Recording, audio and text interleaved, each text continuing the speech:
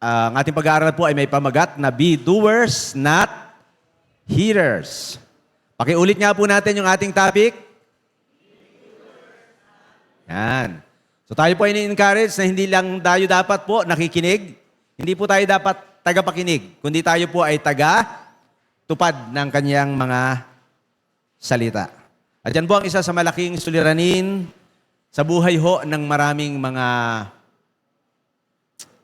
tao, sa buhay ng mga Kristiyano.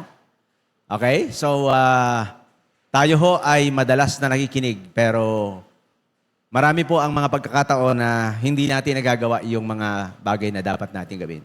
Siguro kung ating i-analyze, titingnan natin yung ating mga sariling mga buhay sa liwanag ng salita ng Lord, no? I-imagine po nyo ilang taon na tayong mga believers. Pakibanggit mo nga doon sa katabi mo kung ilang taon ka ng Kristiyano. Okay. Ilang taon ka na? Okay? So, imagine po ninyo, every Sunday, andito kayo. Mula noon hanggang ngayon. Parang ganun, no? Kakaunti yung panahon kayo absent. Tama po? Tama ba? Hindi ba tayo pala absent? Pakitingnan mo nga ulit yung katabi mo. Mukhang hindi naman, ano? Oo. So, tayo ho, nag-a-attend ng ating mga cell group. Mayroon tayong mga cell groups, no? Mayroon tayong mga trainings. Mayroon tayong mga individual na mga devotions every day. Siguro yung iba, nagta-twice pa a day na babasa ng Biblia. O marahil yung iba po, mas more than that, no? Pero siguro itanong natin sa ating sarili, ilang porsyento mula doon sa ating narinig at naintindihang mensahe ng Lord ang atin hong ginawa? Ilang kayang porsyento? Kung tayo maglalagay ng percentage, 1 to 10, scale of 1 to 10, nasaan kayong level? Ha? Yan. So, depende po, no? Sa atin. So, yung ating paksa ngayon, be doers, not hearers. Maging tagatupad, hindi po tayo dapat maging tagapakinig lamang. So, sa atin pong proposition, ang sabi po natin dyan, ang salita ng Diyos ay bumabago ng ating buhay. Tama po ba yan? Ang salita ng Lord ay bumabago ng ating mga buhay. Ngunit hindi sapat ang pakikinig lamang. Kailangan natin itong maunawaan at isapamuhay. So mahalaga po yan, ho. Ang salita ng Lord ay bumabago. Tama po yan. So maraming mga bahagi sa buhay natin na nabago through His Word. Narinig natin. So nabago yung buhay natin. Mali pala yan. Kailangan palang ganito. So nabago yung buhay natin. Pero sabi natin dyan, hindi sapat ang makinig. Okay? Yung marinig mo lang yung mensahe ng Lord, ang kailangan natin maunawaan. Magkaiba po yan. Yung naiintindihan mo ba o naririnig mo lang? Iniintindi mo ba o naririnig mo lang? Magkaiba po yun. So kailangan nauunawaan natin yung ating narinig. After na maunawaan natin ang message, ay dapat nating i-apply. Mayroong application. May application. Di ba? Mayroon tayong observation. Mayroon tayong application. Ino-observe natin. Ini-interpret natin ang salita ng Lord. Sinasabi natin ito para sa akin. So, wag ho tayong maging selective, no? Yung parang, ito lang. Kaya may magkakataon, pagka babasa ka marahil, parang, pagka hindi angkop sa'yo, nilalagpasan mo. Pagka parang masasaktan ka, oops, lipat ako. Hindi ho po ganun, no? So, hindi ho natin nilalagpasan yan. Kailangan nating daanan, pakinggan. Ano ba sinasabi ni Lord? At yan po, ipamuhay ho natin. So, yan po yung ating pinakakabuuan ng ating hong pag-aaral. Diyan iikot sa diwang yan ang ating pong aralin ngayong umaga. Under ng ating paksang be doers, not hearers, una po, sa ating pag-aaral, receive God's Word. Kailangan nating tanggapin ang salita ng Panginoon. Pag sinabi po natin na tinatanggap natin ang salita ng Lord, una, kailangan natin na pag-aralan, no? Learn to listen. Matuto tayong makinig. Sabihin mo sa katabi mo, alam mo na. Okay? So matuto tayong makinig. Kaya nga po, mayroon tayong tenga eh. Ilan ba yung tenga natin, mga kapatid? Pakitingnan mo nga yung katabi mo. Ilan tenga mo? 2, di ba? Kaliwat kanan. Okay? Kaya ho yan inilagay ng Lord sa magkabilang side. Mahalaga ho yan. Hindi rin po inilagay ng Lord na yung ating mga tenga ay baliktad. Na parang nakaharap ay sa likod. Walang ganun, di ba? Yung deform na yung usual. Lahat ho ay nakaharap. Sabihin, dapat yung nagsasalita, pinapakinggan mo. Tama? So, pwede kang hindi makinig kung baliktad yung tenga mo. Pakiulit. Pwede nating hindi pakinggan yung sinasabi nung nagsasalita pag baliktad ang tenga mo. Okay? Okay po ba yun? So, learn to listen. Kailangan nating matutong makinig. Tingnan niyo po yung verse natin. Sabi po dyan, tandaan niyo ito mga kapatid, kung minamahal. So, in-address ni Santiago, yung mga kapatirang kanyang kausap na sila po ay mga kapatid na minamahal. Okay. Matuto kayong makinig. So, yun yung address niya, yun yung kanyang sabi. Dahan-dahan sa pagsasalita, huwag agad magagalit. Sapagkat ang galit ay di nakatutulong sa tao upang maging matuwid sa paningin ng Diyos. So, tingnan po natin yung, baybayin ho natin yung verse, no? Mayroong 3 instruction si Santiago binanggit dyan. Sabi dyan, una, matutong makinig. Yun yung unang bagay na binanggit po niya, no? Pag sinabi nating matutong makinig, unawain, katulad ng ating binanggit kanina, hindi mo lang narinig. Dapat naiintindihan mo yung sinasabi. Okay? At nakahanda kang gawin yung sinabi. Yun po yun. Kasi kung hindi mo narinig, hindi mo naunawaan, wala kang pananagutan kay Lord, kumbaga, na gawin yung narinig mo kasi hindi mo naman talaga naintindihan. Alam niyo po ba, may mga pagkakataong tayo ay nagbabasa. Minsan, parang hindi natin maintindihan yung binabasa natin. Tama? Marahil kahit kayo nakaupo dyan, malakas ang mic, narinig talaga ninyo, pero hindi nyo naintindihan yung sinasabi ni Pastor. Magkaiba po yung naiintindihan. Ano ba? Talagang nagkakaintindihan po tayo. Tama? Doon sa salitang iniintindi natin, naiintindihan natin, nakukuhanan, nagigets natin. Tama? Gets mo yung message eh. Oh, di ba? Maliwanag naman eh. So, yon. Makinig, matutong makinig, ang sabi ho ng talata dyan. Ang isa raw pong magandang example ng salitang pakikinig dito ay yung nangyari doon sa kanyang kay David nung time na si David po ay nasa labas ng Bethlehem, di ba? At one time na uhaw siya. Tapos nagkaroon siya ng parang wish na sana makainom ako ng tubig sa Bethlehem. Sapagkat namiss niya, matagal ng panahon wala siya doon. At narinig ho nung kanyang mga tauhan. Tapos yung 3 tauhan niya, nag-volunteer at umalis. Kumuha ng tubig. Pero hindi siya nagsabing, kumuha kayo ng tubig, no? Pero narinig nung 3 mga soldiers niya. At silang 3 umalis. Diba? Nagdala ng tubig kay David. So ganun, ano po? So narinig mo lang, naiintindihan mo, na-sense mo na, talagang uhaw si David, no? So, parang ganun po yung sinasabi ng talata dito, na narinig mo yung message ng Lord, naunawaan mo yung mensahe ng Lord, and after that, ginawa mo yung mga bagay. Ngayon, dinugtungan po ni Santiago yan. Sabi yan, matuto kayo makinig dahan-dahan sa pagsalita at huwag agad magagalit. Alam niyo po, related ho yan sa isa't isa, mga kapatid. Hindi ho yan magkakahiwalay. Hindi magkakahiwalay na parang topic. No? Yung dahan-dahan sa pagsasalita at huwag agad magagalit ay related ho dun sa pakikinig. Bakit po? Sapagkat mayroon pong mga taong nakikinig, okay? Pag may narinig, nagsasalita. Nagsumasagot. Nire-refute. Kumbaga gano'n. Hindi po yung parang nagsasagot lang, amen or what, no? Kundi parang kinokontra niya yung narinig niya. Mayroon pong mga taong ganyan, no? Narinig ng mensahe, kinokontra yung message. Hindi naman totoo yung sinasabi ni Pastor. Hindi naman tama yan. Di ba?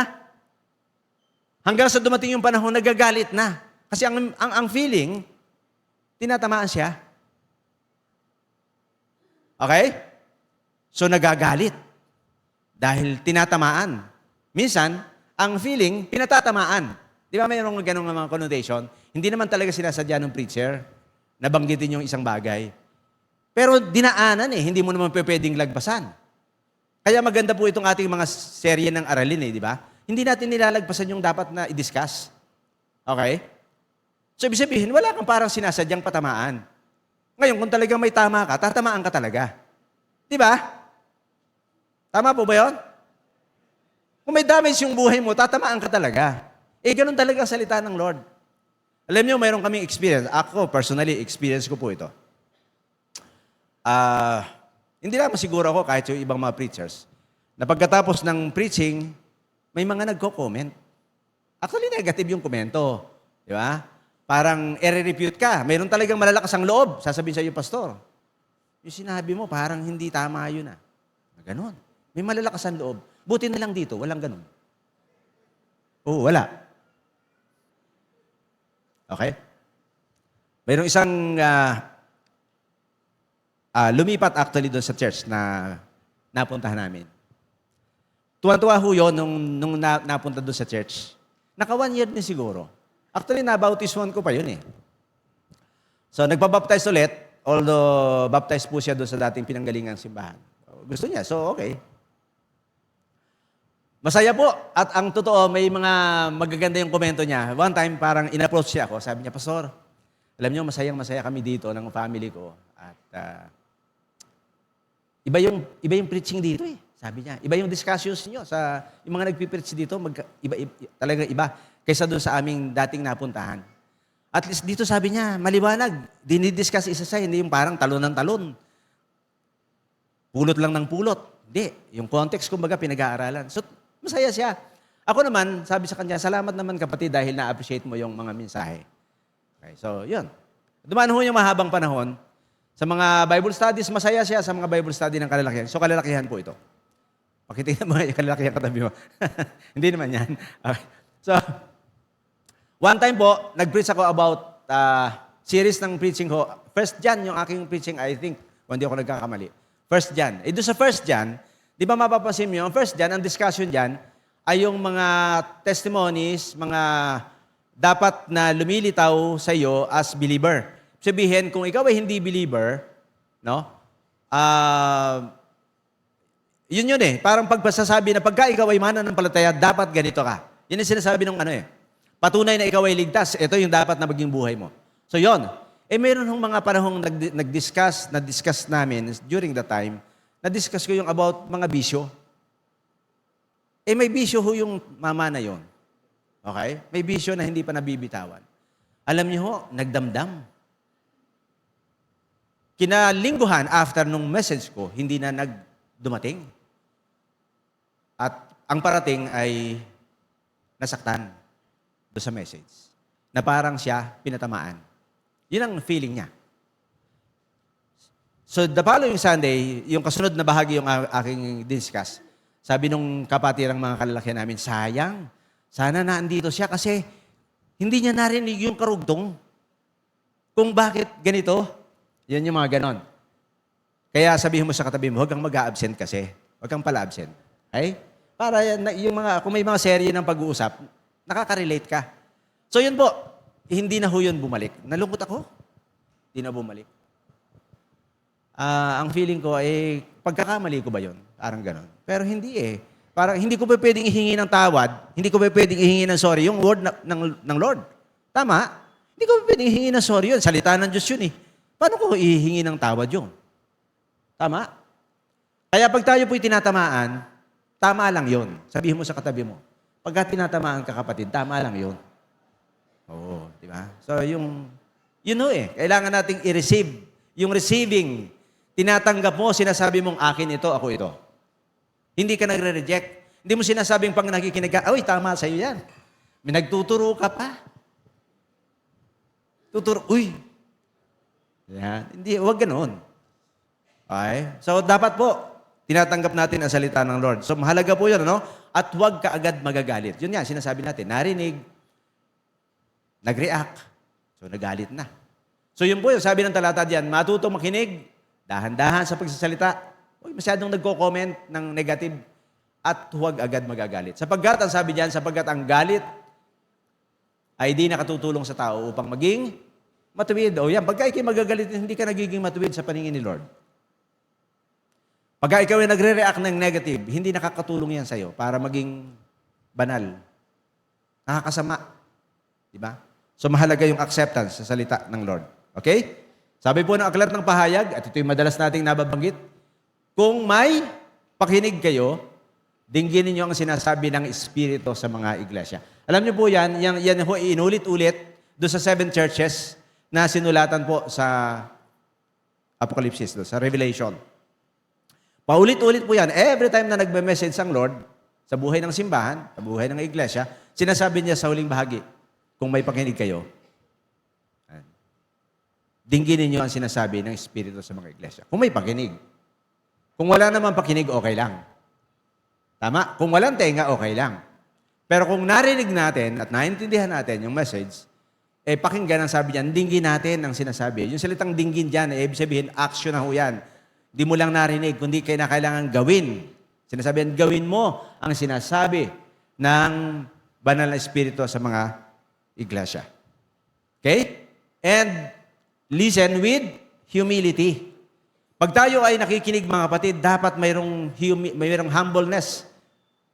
Mayroon tayong kababaan ng kalooban.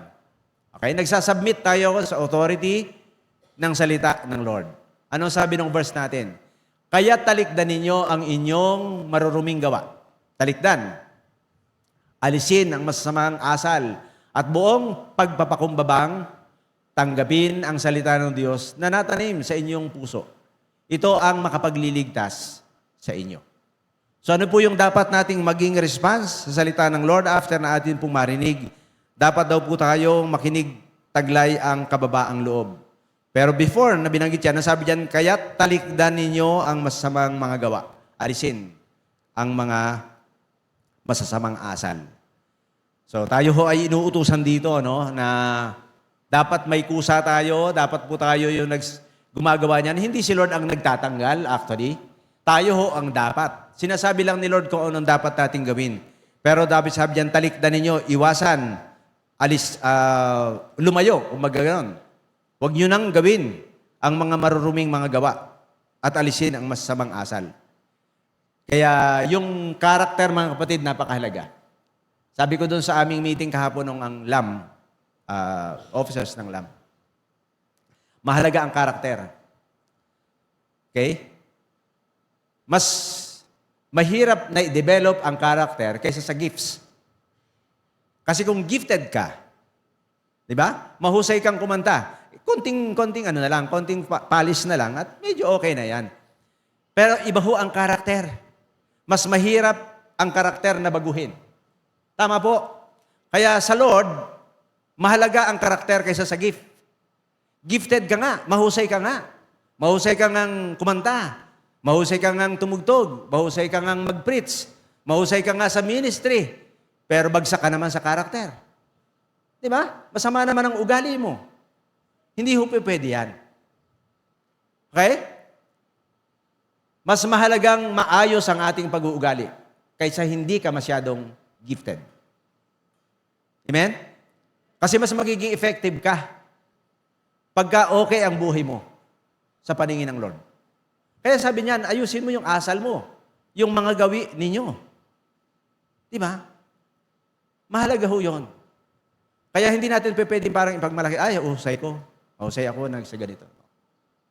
Salamat, pinagkakatiwalaan tayo ng Lord ng ministry. Pero mahalaga ang pagbabago ng pag-uugali. Amen. Nagbabago ho yung ating buhay dapat, mga kapatid, habang tumatagal tayo. Ang sabi ng talata dyan, may pagpakumbang tanggapin ang salita ng Lord. So every time na makikinig ka sa Lord, yes, Lord, ako ito. Sige po, Panginoon. Parang gano'n, nagbabaw ka sa salita ng Lord. Sinasabi mong, Panginoon, nagpapailalim po ako sa iyo. Ayusin ko na po ito. Problema talaga ako dito sa ugali kong ito, pero mula sa araw na ito, naintindihan ko yung salita mo, Lord, gagawin ko na po. Ganon po dapat ang atin pong sinasabi. Ang sabi dyan, ito ang makapagliligtas sa inyo. Okay? So tanggapin, huwag makipag-argue sa salita ng Lord. Pag sinabi po natin, nire-receive natin yung salita ng Lord, ibig sabihin, hindi tayo nakikipag-argue sa Lord. Hindi natin nilalabanan, katulad nung nabanggit natin kanina. Sinasabi natin, Lord, masyado ka naman. Hindi tama, Lord, yan. Walang ganun dapat. Pagka sinabi natin, tinatanggap natin ang salita ng Lord. No? Ibig sabihin din po, pag sinasabi natin, tinatanggap natin ang salita ng Lord, pinararangalan natin, ino-honor natin yung Word of God. Nire-respeto natin ang Word of God. Okay? Mga kapatid, ganito, no? Hindi po natin pwedeng ang Biblia ang sumunod sa atin. Kaya hindi nga dapat tayo selective sa pag-uusap sa pag-aaral eh. So dapat dinadaanan mo lahat yan. Wala kang parang iniitsapwera dyan kasi parang tinatamaan ka. Hindi mo pwedeng pasunurin ang Biblia sa'yo. Never na mangyayari yan. Ikaw ang dapat sumusunod sa Bible. Amen? Ikaw yung mag-a-agree, hindi si Lord. Hindi, kasi si Lord walang hindi tama sa Panginoon. Lahat ay tama yung sinasabi ng Lord. So ikaw ang dapat magsasabi ng yes, Lord. Okay? Mahalaga po yun, mga kapatid, no? Sa panahon ng atin hong pag-aaral. Marami daw pong mga Kristiyano minsan, sabi nga, marami ang mga Kristiyano na, antag dito, minamarkahan natin, pag-aaral natin, di ba, minamarkahan natin ang Bible? Kayo po ba mayroong physical na Bible bukod sa inyong mga nasa gadgets, no? Sa mga physical na Bible natin, especially nung araw, wala tayong mga cellphone nung araw, no? So, ang ginagawa natin, minamarkahan natin. May mga sulat na, may mga guhit pa, may mga kulay pa. Tama. Kaya minsan, yung mga Bible natin, kung ikay matagal ng Kristiyano, lumang-luma na, ginagamit mo pa rin. Gasgas na, ika nga. Di ba? Pero ang tanong dito, ganito. Minsan, yung salita ng Lord, minamarkahan natin. Ang tanong, nagmamarka ba sa atin ang salita ng Lord? May marka ba sa buhay natin? Yeah? Halata ba sa buhay mo na ikay nagbabasa ng Bible? Halata ba sa buhay mo na ikaw ay talagang Kristiyano? Halata ba? Yun po, may marka ba sa buhay mo ang salita ng Lord? So hindi lang natin dapat minamarkahan ang Word of God. Tinatanda natin mga paboritong verses. Nami-memorize natin mga verses. Pero ang tanong, yan bang mga minarkahan mo ay nagmarka ba sa buhay mo? Sana po ay nagmamarka ang salita ng Lord sa buhay natin. Second, sa atin pong pag-uusap, ayan. So yan po parang ganyan, parang larawan ng ganyan sa panahon ng ating mga pag-aaral, di ba? Yung isang bukid parang marumi. So anong ginagawa ng magsasaka para umayos? Parang garden no? Yung ating buhay. So lilinisin niya. Aararuhin niya. At pag naararo na at okay na, sa kanya tataniman. Di ba? Ganon dyan din po ang pag-aaral ng salita ng Lord. Sa umpisa, siyempre, ang buhay natin talagang maruming-marumi. Pero once na hinayaan natin na yung ating buhay ay kalkalin, kumbaga, bungkalin na sa magitan ng salita ng Lord hanggang sa yung salita ng Lord ay natanim sa buhay natin. Kaya yung parable of the sowers, magkaiba po yun. Di yung apat, di ba? Apat po sila. Yung una ho ay nakinig din ng salita ng Lord. Sila po yung lahat ay nakinig, yung mga apat na mga taong ito. Pero yung isa, narinig lang niya, pero walang malalim hindi talaga tinanggap. Kaya dinaan lang ng ibon, kinuha yung seed. Wala. Yung pangalawa, natanim sa batuhan. So tumubo sa dali dahil kokonti lang yung lupa, natuyo din. Yung pangatlo, di ba, ang kwento dyan ay natanim, pero sa dawagan, madamo. Tumubo si seed, pero dahil may mga dawag, ininis siya ng dawag. Lumaki din siya Ininis siya. Dahil doon sa mga bagay-bagay na nasa paligid niya. So namatay din po siya. Hindi siya nagtuloy. Ang nagtuloy lang yung nasa isang matabang lupa. Walang masyadong istorbo. Tumubo yung halaman, namunga. So, ganyan din daw po ang buhay natin. Di ba? Kaya yung puso natin, ini-illustrate natin doon sa apat na kategorya na binanggit, doon sa parable of the sower. So, sana po, kasama tayo doon sa pang-apat. Na yung puso natin, buhay natin, ay isang matabang lupa. Na every time na nagpipreach, every time na mayroong naririnig ng salita ng Lord, ina-accept, hinahayaang tumubo sa buhay natin. At siyang nagbabago ng ating pagkatao. Sana po, ganun po tayo. Okay? Kaya mahalaga po yan. So, sa pangalawang bahagi ng ating pag-aaral is respond to God's Word. Kailangan nating mag-respond. Kailangan nating tumugon. Hindi lang natin i-receive ang salita ng Lord. Kailangan nating mag-response. Sa pag-response natin, una, make a personal evaluation. Mahalaga po ang evaluation. Mahalaga yung tinitingnan natin, kumusta yung buhay ko? Kumusta yung mga narinig ko? Katulad ng ating nabanggit kanina, ilang porsyento ng ating narinig ang ating naipamuhay. Sabi po ng verse 22, mamuhay kayo ayon sa salita ng Diyos. Kung ito'y pinakikinggan lamang ninyo, ngunit hindi isinasagawa, dinadaya ninyo ang inyong sarili. Okay? Mamuhay kayo ayon sa salita ng Diyos. Tingnan niyo po yung pagkakabanggit dito, no? Yung ating buhay, yung basihan ng ating buhay, mga kapatid, ay ang salita ng Lord, no? So sabi diyan, mamuhay kayo ayon sa salita ng Diyos. Hindi sinasabi diyang mamuhay kayo ayon sa salita ni pastor, ayon sa salita ni kapatid, ayon sa prinsipyo ni ganito. Hindi po binabanggit diyan. Sabi diyan, mamuhay kayo ayon sa salita ng Diyos. Kaya madalas, sa mga panahon ng ating mga discussions, sinasabi natin, yan bang katwiran natin ay sinasang-ayonan ng Bible? Kasi marami na pong mga tao ngayon na namumuhay at ginagawa nila yung pamumuhay na yan, ipinagtatanggol nila kung bakit sila ganyan dahil approve ng gobyerno. Sinasabi ng government, pwede na yan. Pwede na kayong mabuhay ng ganyan. Kahit lalaki ka, pwede ka nang mabuhay ng babae. Pwede ka na magsabi kung ano ka. Tama, yan ang sinasabi ng daigdig, sinasabi ng mundo mamaya. Medyo lalaliman natin yung discussion tungkol dyan. Pero dapat, ang final authority at basihan ng ating buhay at pamumuhay ay ang salita ng Lord. Ano ba sinasabi ng Bible regarding sa tinatayuan mong prinsipyo ngayon? Di ba? Halimbawa, paglaban sa gobyerno, biblical ba ang paglaban sa gobyerno? Ano sinasabi ng Bible regarding doon? Di ba? Ganun po eh. Kaya mamuhay kayo ayon sa salita ng Diyos. Hindi sa komento ng kung sino-sino. Hindi sa katwiran ng kung sino-sino. Kung ito'y pinakikinggan lamang ninyo, sabi niyan, at hindi isinasagawa, dinadaya ninyo ang inyong sarili. So pwede palang ang corruption, nasa ating buhay, no? Kinukurap natin yung buhay natin. Dinadaya, di ba yung corruption? Pandaraya. So ganun din po, yung dapat mag-benefit tayo dapat sa salita ng Lord, hindi tayo nagbe-benefit. Kasi dinadaya natin yung sarili natin. Paano dinadaya ang sarili? Hindi mo ginawa yung napakinggan mo. So pagka yung narinig mo at naintindihan mo, hindi mo ginawa, kinukurap mo yon. Supposedly nakinabang ka. Hindi ka nakinabang kasi hindi mo ginawa. Walang iba yan sa nagpagamot ka. Pumunta ka sa doktor. Sabi ng doktor, okay, eto ang sakit mo. Bilhin mo yan. Binili mo si gamot. Problema, hindi mo ininom. Mayroon akong mga kwentong ganyang narinig eh. Pastor, binili ko lahat. Problema, hindi ko ininom.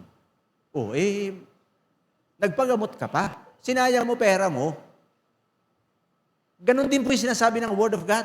Kailangang i-apply. Mahalaga ang application kung naintindihan mo yung mensahe ng Lord. Okay? Mahalaga po yan. Sapagkat ang sabi ng talata, sabi niyan, hearing without doing is self-deception. Diba? Pag hindi mo ginawa, dinideceive mo yung sarili mong buhay. Hindi mo dinadaya kung sino-sinong tao. No. Mas mahirap yun, sarili mo, dinaya mo.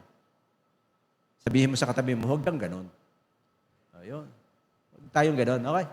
Sabi po ng sumunod na verse natin, sabi diyan, sapagkat ang nakikinig lamang ng salita at hindi nagsasagawa nito ay katulad raw po ng isang taong humarap sa salamin, umalis matapos makita ang sarili, agad nalimutan ang kanyang ayos. Minsan po ba'y ganyan tayo? Gwapong-gwapo ka sa sarili mo, gandang-ganda ka, humarap ka sa salamin. Maya-maya, bumalik ka. Sabi niya, may muta kaya ako? O kaya naman, na yung kaharap mo, nagtanggal ng salamin, nagtanggal ng sa mata. Ikaw din, magagaya. Mayroon ba ako? Parang ang feeling mo, mayroon ka. Hindi lang masabi nung katabi, mayroon ka. Yun, parang ganon, indirect. Pero naintindihan mo yung message, parang ganon.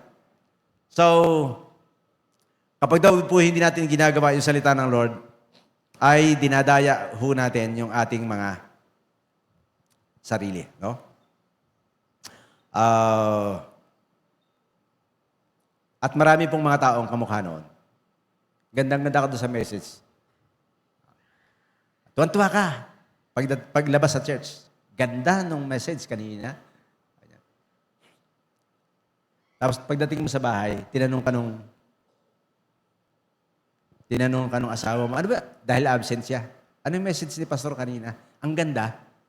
Pero wala ka nang masabi. Parang gano'n. Wala ka nang masabi. Wala ka nang matandaan. Hindi mo na, lalo na, hindi mo na ginawa. Mas mahirap po yun. Naintindihan mo, kaya mong ikwento, okay, lahat-lahat. Pero hindi mo ginagawa. So para daw lang po tayong taong humarap sa salamin. After ng ilang mga sandali, nalimutan mo kung ano ang ayos mo. Okay. Hindi mo na maintindihan kung ano yung ayos mo. Meaning, hindi mo na nag-grasp. Walang naiwan. Di ba mayroon tayong mga panahon na binabanggit natin ito? Yung rema. May rema yung salita ng Lord. Nagrema sa akin. Ibig sabihin, tumatak. Tinablan ka doon sa part na yon. Kaya minsan hindi mo makalimut-kalimutan yung verse na yan kasi yan yung nagrema sa iyo during that time na narinig mo yung salita ng Lord. Hindi mo lang talaga naintindihan talagang grabe yung sinabi ni Lord.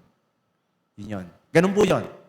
So, pero hindi lang po dapat nagtatapos doon. Kailangan mong gawin yung salita ng Lord na nagrema sa iyo. Kaya yung atin pong talata, sabi po ng kalat ng Lucas, sabi po niya dito, look,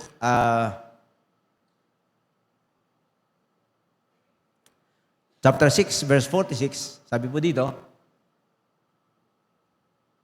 okay? Tinatawag ninyo akong Panginoon. Panginoon. Ngunit hindi ninyo ginagawa ang sinasabi ko. Ito yung reaction ni Lord doon sa mga hearers niya, sa mga followers niya. Sinasabi ni Lord sa kanyang mga followers, kasama included po yung mga disciples, sinasabi niyo sa akin, Lord niyo ako.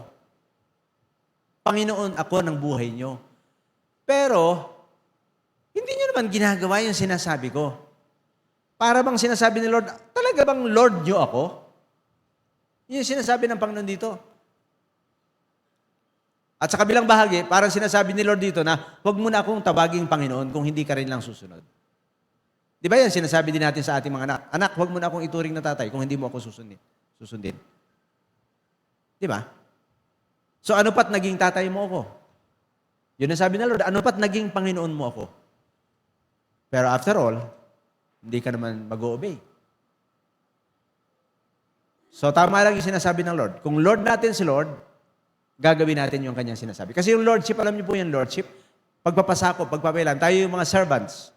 At ang tanging magagawa ng servant ay magsabi lang doon sa kanyang Lord, yes, Lord. Yes, Lord. Gagawin ko po, Panginoon. Kahit mahirap, gagawin ko po, Lord. Kasi Lord kita. Yun po yung meaning ng Lordship. Yung pagka-Panginoon ng Panginoon ay naiintindihan mo at ipinapractice mo. Kaya yung sabi nun sa second part ng ating lesson, practice His Word for our transformation. So matatransform ang buhay natin once na pinractice natin yung kanyang salita. Pag ginawa natin yung salita ng Lord, mababago ang buhay natin. Amen? Pero pagka hindi mo ini-apply, parang kamukha ng gamot, hindi mo naman ininom, hindi ka gagaling. The same as ang salita ng Lord. Pagka yan ay hindi mo in-apply, hindi mo ginawa, hindi matatransform ang buhay natin. Hindi mababago ang pagkatao natin. Kahit na araw-araw kang makinig, pumunta ka pa sa mga simbahang mahuhusay, diba? Mga ganon. Makinig ka pa sa mga preachers na mahuhusay. Mamili ka na ng mga preachers na gusto mong pakinggan. Kung hindi mo ipapractice ang kanyang sinasabi, ang salita ng Lord, hindi mababago ang buhay natin. So mahalaga po yan. Practice His Word for our transformation. Sabi po ng ating talata, sumunod na bahagi, verse 25. Ngunit ang nagsasaliksik at patuloy na nagsasagawa ng kautosang sakdal at nagpapalaya sa tao at hindi isang tagapakinig lamang na pagkatapos ay nakalilimot. Ang taong iyan ang pagpapalain ng Diyos sa lahat niyang gawain. So yun po. Yung nagsasaliksik daw po ng salita ng Lord at patuloy na nagsasagawa. Kaya hindi one time ho eh. Hindi once lang eh. Hindi ka, sabi nga natin, hindi lang isang bahagi ng salita ng Lord yung dapat i-apply. So lahat, no? Patuloy na nagsasagawa ng kautosang sakdal. No? Kaya yung kautusan ng Lord, sakdal, ibig sabihin pure ang salita ng Lord. Nagpapalaya sa tao. Yes, tayo po yung mga dating alipin ng maraming mga kasalanan. Pero nung ating ini-apply ang salita ng Lord, lumaya tayo. Tama po. Mayroon tayong, lumaya tayo mula doon sa iba't ibang mga kainan. Katulad ng binabanggit ko sa inyo kanina. Yung isang kapatiran, nagalit pa nung marinig yung tungkol dito. Pero kung in-apply niya, hindi ba makakabuti sa kanya yun? Lalaya siya. Makakabuti sa kanya yun. Hindi nakabuti yung pagkakataon na yun kasi nilabanan niya yung sinasabi ng salita ng Panginoon. At so, yun po ang sinasabi ng talata dito, no? So, yung salita ng Lord ay sakdal at yan po ay nagpapalaya sa tao. At hindi isang tagapakinig lamang at pagkatapos ay nililimot, nakakalimot. Ang tao yan ang pagpapalain ng Diyos sa lahat niyang gawain. Kaya talagang may blessing mga kapatid may blessing ang Lord sa lahat ng mga nakikinig at nagpa-practice ng kanyang mga salita. Masasabi mo na, yes, talaga palang totoo ang sinabi ng Lord. O halimbawa, testimony ng ating mga kapatirang magsimula silang mag-tithes. Grabe yung ginawa ng Lord sa buhay nila. Nung faithfully, nag-tithes sila, nag-ikapo sila. Kasi may mga panahon na parang kinatitisuran niya subject na yan eh. Kaya minsan, iniiwasan din niya ng mga preachers yung mag-preach about tithing. Bakit kailangan iwasan mo ang tithing? Diba? So pag na ginawa mo yung salita ng Lord, ini-apply mo, mayroong blessing. Sabi ng Lord dito, pagpapalain ng Diyos sa lahat. Hindi sinabing sa ilang bahagi.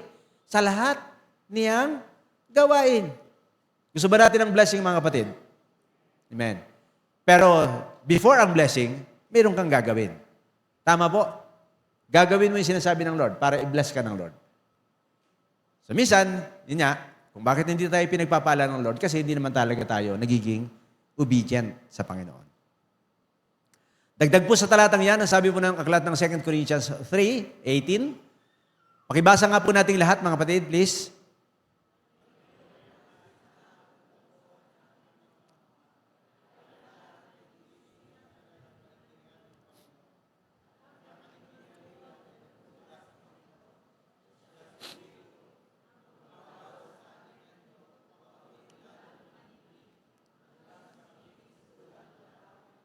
So yan po yung larawan nating mga believers, no? Dati-dati mayroon tayong talukbong. Yung salitang talukbong, hindi na, di ba yung, alam mo yung talukbong? So pagka mayroon ka bang talukbong, maganda ba ang vision mo? Maliwanag ba ang vision mo? Hindi. Pag may takip ang iyong mukha, hindi mo makikita yung kaharap mo. So parang blurred. So ganon. Sabi ng talata dyan, ngayon naalis na ang talukbong sa ating mukha. Nung tayo na nampalataya kay Lord, no? Parang ang feeling ko, ganyan yung aking naging experience. Na that time, parang na-unveil eh. Parang pakiramdam ko, sabi ko, ba't ganun? Ang naging pakiramdam ko, parang lumaki, hindi yung ulo, no? Kundi lumawak yung pang-unawa. Parang mayroong something na nangyari sa akin. Ganon. Naalis ang talukbong sa aking mukha. Tayong lahat ang naging sinag ng kaningningan ng Panginoon. Sinag tayo ng kaningningan ng Lord. No? Kaya yung ating buhay, di ba? Christ-like. Christ-likeness dapat. Tinutularan natin si Christ. At ang sabi diyan, ang kaniningan yon ay nagmumula sa Panginoon, na siyang Espiritu, na siyang bumabago sa ating anyo upang maging lalong maging magningning, hanggang sa maging mistulang larawan niya. Kaya talagang ang ultimate goal ng Lord sa buhay natin mga kapatid ay maging kamukha tayo ni Christ. Maging kamukha ang buhay natin. Hindi yung mukha, as in, yung mukha na yan, physical. Kundi yung ating buhay, yung ating pag-ugali ay maging kamukha ni Kristo. At yan po ay dahan-dahan, unti-unti. Pakitingnan mo nga yung katabi mo, kung ilang porsyento na kaya ng buhay ni Christ ang nandyan, naka-implant sa buhay niyan. Ilang bahagi ng buhay niyan katabi mo ang pwede mong sabihin, malapit-lapit na. Parang gano'n, no? Okay, so tumataas, nagle-level up, ika nga. Alam niyo po yung tinatawag nating, di ba, sa ating mga pag-aaral, yung metamorphosis na sinasabi natin. Yung Ang tagdat niyan, yung parang pagbabago mula sa loob. Di ba? Nagbabago mula sa loob patungo sa labas. Okay? Di ba yung butterfly, yung paru-paro, bago maging paru-paro, ano siya? Uod muna siya. Pangit na uod. Kumakain ng halaman, kaya nagagalit tayo, tinatanggal natin. Di ba? May mga pagkakataon ganon. May mga halaman kami ganon. Pagka, tinatanggal natin. Kasi hindi, kumakain ng halaman. Pero maya-maya makikita mo, after ng ilang mga buwan marahil, di ko lang alam, kung ilang linggo, ilang buwan, after na siya naging uod, kumakain ng halaman, maya-maya makikita mo, maninigas na siya. Nakabitin na lang siya doon, yung kukun ang tinatawag natin, no? Kukun ba ang tawag doon? Okay? So, at pagkatapos mula doon sa shell na yon, lalabas siya doon, puputok yun eh. Tapos magiging na siyang isang paru-paro. Di ba? So, ganun po yung sinasabi ng verse dito. Sa pasimula, pangit na uod tayo. Maninira. Pakita mo yung katabi mo. Yeah. Maninira. Pangit ang buhay. Pero maya-maya, unti-unting nagbabago. At nagiging maganda ang kanyang pagkatao. Tama? So, ganun po ang buhay natin, mga kapatid. Yun yung sinasabi ng verse natin dyan. Okay? Tayo ay nagiging kaningningan hanggang sa tayo ay dumating yung panahon na tayo ay maging mistulang kalarawan ni Kristo. Gusto niyo po ba yung ganyang buhay, mga kapatid? Someday, magiging katulad tayo ng buhay at pagkatao, kalikasan ng Panginoon. And last, sa huling bahagi ng ating, reveal God's Word. Reveal God's Word. Sa ibang bahagi, parang share God's Word. No? Reveal God's Word. So, paano natin i-reveal ang salita ng Lord? Number 1, by controlling our tongue. Alam niyo ho, sa Aklat ng Santiago, pag-aaralan natin yan. Parang si Jack yata yung magdidiscuss yan. Regarding sa problema sa pagsasalita. Okay. So, maraming bahagi dito sa Aklat ng Juan, dinaanan, sinasabi yan, na maraming mga tao na ang problema ay ang dila. Okay? Yung dila ng tao. Dila natin. Na masyadong madaldal. Masyadong masalita. Masyadong maraming sinasabi. Okay? Masyadong maraming komento. Okay? So yun po. At problema po ito sa mga taong sinulatan ni Santiago. Sabi ho nung verse 26, kung inaakala ninuman na siya'y talagang religious, ngunit hindi naman marunong magpigil ng dila, dinadaya lamang niya ang kanyang sarili at walang kabuluhan ang kanyang pagiging religyoso. So kung tayo daw po ay religious na tao, pero ang daldal naman natin, at tayo ay mga kapamilya ni Marites, hindi man kapamilya, kapitbahay ka ni Marites. Marites ka na rin. Kahit hindi Marites ang pangalan mo. Sorry doon sa mga Marites na nandito. Yung mga pangalan na yun. Okay, pero yun po. So kung tayo ho ay hindi natin kaya daw pigilin ang ating dila. Sinasabi nating religious tayo. Faithful tayong dumadalo religiously sa church. Active tayo sa simbahan. Pero hindi natin kayang pigilin ang ating pagsasalita. Taklesa tayo. Alam niyo ba yun, mga ganon? Taklesa. Maisip, sinasabi. Walang preno, ika nga. Kahinaan din po yan. Yung walang preno sa pagsasalita. Hindi mo na iniisip kung makakasakit o hindi. Okay? Makakatulong ba o hindi? Yung aking sinasabi. So, sabi ng talata dyan, ang kanyang pagiging religyoso ay nawawalan ng saysay. Kaya sabi ng Aklat ng Kawikaan, ang taong masalita ay malapit sa pagkakasala. Oh, yun. Ngunit ang nagpipigil ng dila ay dunong ang pakilala. Wise. Pagkakaya mong pigilin yung salita mo, yung pagsasalita mo, hindi ka magsasalita kung hindi naman makakatulong. May wisdom yun. Okay? Wise ka. Pero pagka ikaw ay isang taong masalita, malamang, maya-maya magkakamali ka. Di ba? Yun po yun eh. Sabi nga, saan daw nahuhuli ang isda? O yun. Yun po yun eh. Hindi ka man tinatanong, pero dahil sa kakukwento mo, marami ka nang nababanggit. Yun. Na, ikaw ngayon ang sisira. So, controlling our tongue. Mahalaga po ang pagkontrol ng ating dila. Hindi na natin masyadong i-discuss to sapagkat i-discuss ito sa susunod na mga linggo. Okay. And last, sabi po dyan, by showing compassion. Kailangan nating ipakita yung atin hong kahabagan sa buhay ng ibang mga tao. Ano po ang sabi ng verse sa huling bahagi ng ating pag-aaral? Sabi dyan, ganito ang pagkarelihiyoso na minamarapat at kinalulugdan ng ating Diyos at Ama. Tulungan ang mga ulila, ang mga babaeng balo sa kanilang kahirapan. So pagka ikaw po ay isang religious na tao, sabi ho ng talata dyan, ang kinalulugdan ng Lord, pagka ikaw ay religious, ikaw ay dapat na nagiging matulungin. Kanino daw po tayo nagiging matulungin? Sa mga ulila at mga babaeng balo. Ulila, pag sinabi natin ulila, wala nang magulang. Nag-iisa na sa buhay. Ang description din ng Bible sa salitang balo, babaeng balo, ay hindi lang yung byuda talaga. Kundi pag sinabing babaeng balo sa Bible, wala nang mga kamag-anak na tumatangkilik sa kanila.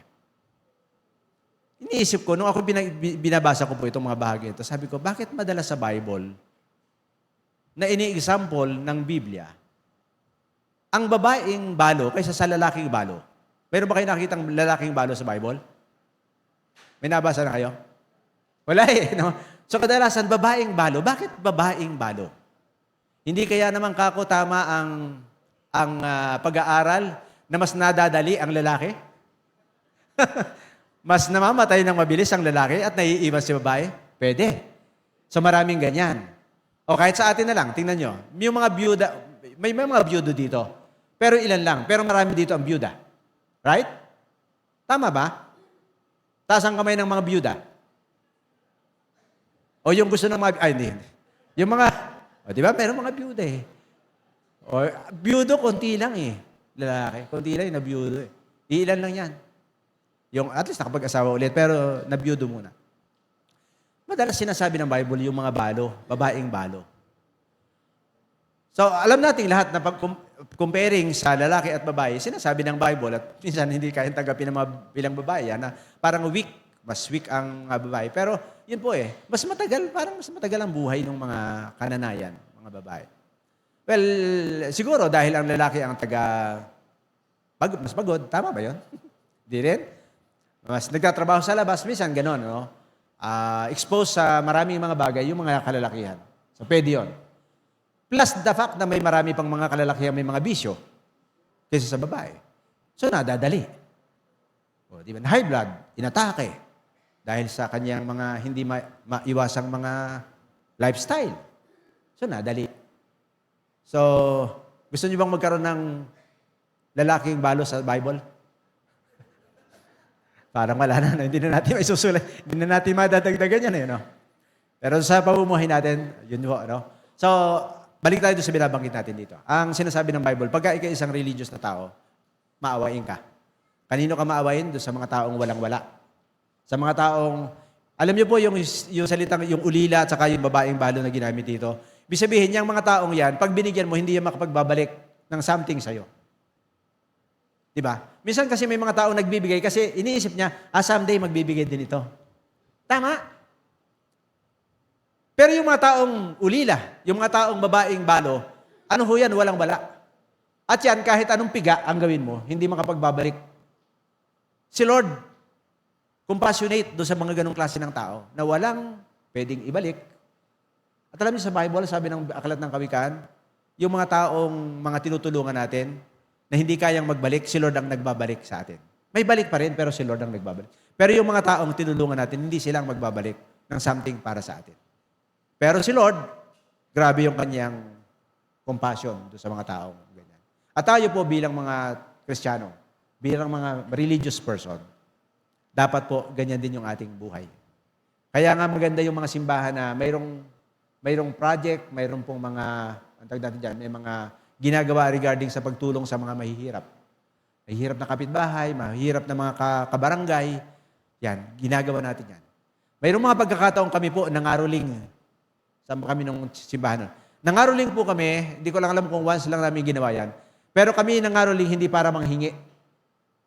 Nangaroling kami doon sa mahihirap na pamilya sa paligid ng simbahan. Nagbigay kami. Meron kaming bit-bit. Kinantahan namin, ipinag-pray. binigyan ng something during Christmas season. Magandang practice yan sa simbahan. Kaysa doon sa tayo ay mga ilangan, manghingi mula sa mga tao. Di ba? At yan po yung sinasabi ng Bible sa atin. Bilang mga Kristiyano, kailangan nating gawin ang mga bagay na ito. So, nakalimutan ko, mayroon pang last part pala. By pursuing personal holiness. Sa huling-huli na po. Promise, huling-huli na po yan. By pursuing personal holiness. Sa last part ng ating talata, sabi po dito, medyo bilisan ko ng konti ang discussion dito. Sabi diyan, at ingatan ang sarili na huwag mahawa sa kasamaan ng sanglibutan ito. So, religiously, pinapractice natin ang mga bagay, pero, sabi ng talata diyan, habang pinapractice natin yung salita ng Lord, huwag tayong mahawa sa kasamaan ng sanglibutan. Mahawa. Okay? Marami na po ngayon ang hawahan. Marami na rin po ngayon ang lipatan. Parang gano'n. Nahawa. Okay? So, mahawa sa kasamaan sa sanglibutan ito. Nakakahawa ang mundo, mga kapatid. Okay? So, kaya nga minsan kailangan nating ingatan yung ating mga binabarkada. Okay, tingnan natin yung mga sumusunod na mga talata. Pag-aralan ninyo kung ano ang kalugod-lugod. Ephesians 5:10 and 11. Pag-aralan ninyo kung ano ang kalugod-lugod sa Panginoon. Huwag kayong makikisama. Ito yung instruction ni Pablo. Huwag kayong makikisama sa mga taong gumagawa ng mga bagay na walang ibinubungang kabutihan. Huwag daw tayong makikisama. Kasi pag nakisama ka, may iba yung salitang makikisama.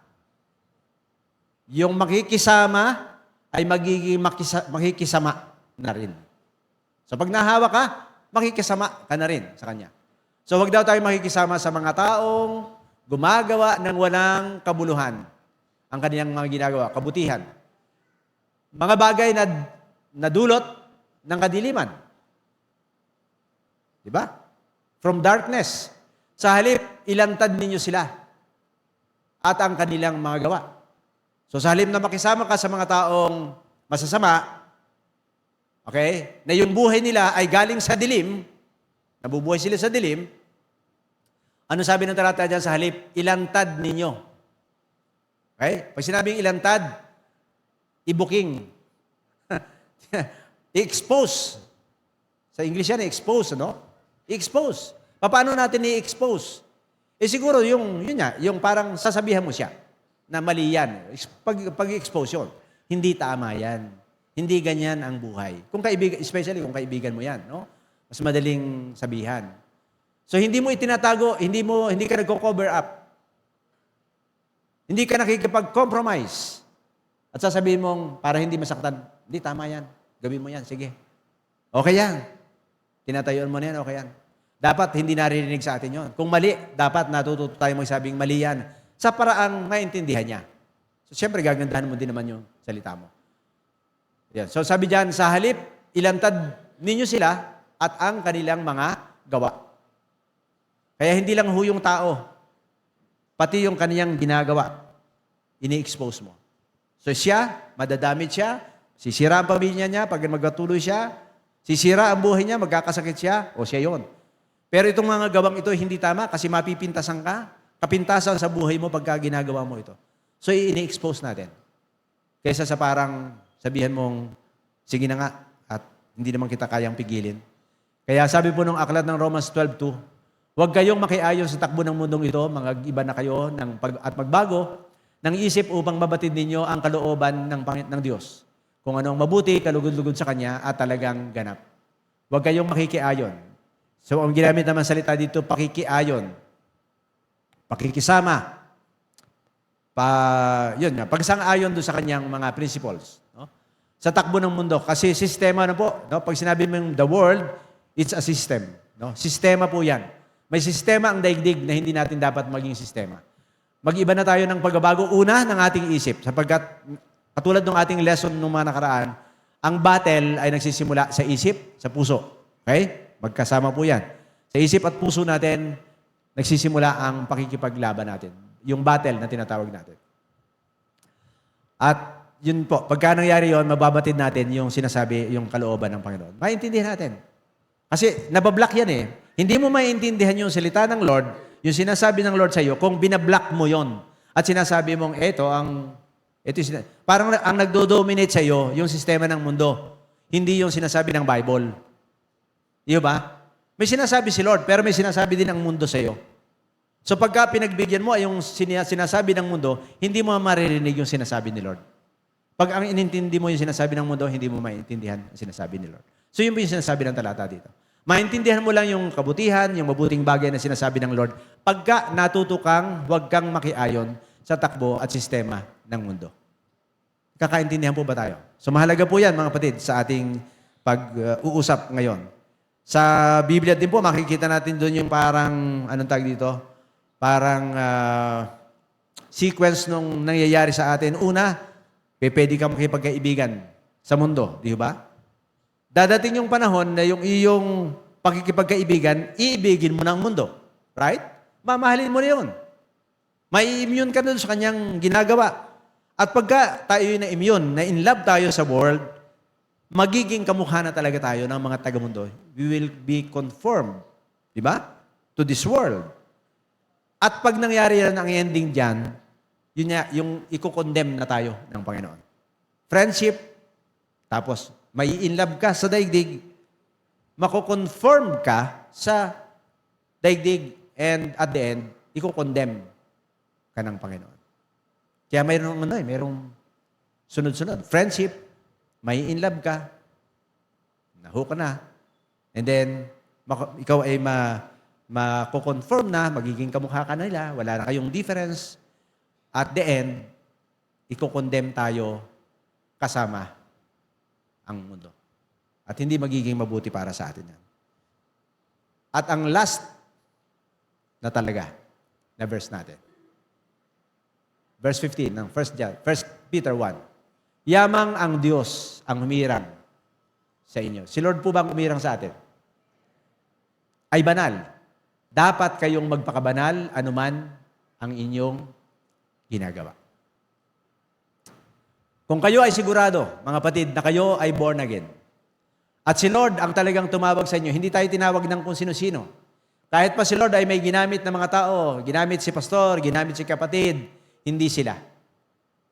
Si Lord ang humirang sa atin. Hindi sila ang tumawag sa atin. Hindi sila ang pumili sa atin, kaya nandito tayo at nagkaganito tayo. Si Lord ang pumili sa atin. Banal po siya. Ang sabi ng Lord, kung paano siya banal, dapat din po tayong magpakabanal sa paraan ng ating pamumuhay. Ano man ang ating ginagawa, dapat mamuhay tayo ng may kabanalan. So, ang buhay ho natin, reflection ho tayo ng buhay at kabanalan ng ating Panginoon. So, sa atin pong pagsasummarize ng ating pag-aaral, being doers and not hearers, we need to receive God's Word, respond to God's Word, and reveal God's Word. Sana po mga kapatid, sa ating bahaging ito ng ating pag-aaral, tayo ho ay patuloy na pinagpala ng Panginoon. Yes, tayo po'y manalangin, aming Diyos. Salamat po sa iyong mga salita na sa bawat panahon na aming uti-uting binabaybay, uti-uting pinag-aaralan, maraming mga lessons kaming nakukuha. Salamat po dahil napakayaman ng salita mo. Salamat sapagkat pag aming pinag-aralan at tinanggap ito ng may buong pagmamahal, sabi mo sa iyong salita, makikinabang kami. Hindi kami lugi, Lord. Actually, makikinabang kami once na tinanggap namin, pinakinggan namin at tinanggap namin at ipinamuhay namin ang iyong mga salita. Panginoon, sana po, loobin mo na kaming lahat ay magsikap na huwag masayang ang mga salita mong madalas naming pinapakinggan. Tulungan mo kaming lahat, Lord, sapagkat sometimes talaga may mga struggles. Sabi nga namin doon sa mga nakaraan namin pag-aaral, may mga tukso, may mga pagsubok, na minsan yan po ang nagiging daan para hindi kami masyadong mag-enjoy sa buhay Kristiyano. Pero Panginoon, pag binalikan po namin ang mga mensahe mo, ang mga salita mo, talagang lagi-laging mayroon kang itinuturo sa aming mga bagong bagay, mga dating mga bagay na aming narinig, pero minsan, bago sa aming pakinig sa mga panahon ito, sapagkat mayroong mga bagong aplikasyon kaming nakukuha. Salamat po sa kayamanan ng iyong salita. Pagpalain mo bang salita mo ito sa aming mga puso. Itong aming dalangin, Lord, sa iyo, sa pangalan po namin, Panginoon Jesus. Amen. Good morning po, and God bless po sa ating lahat.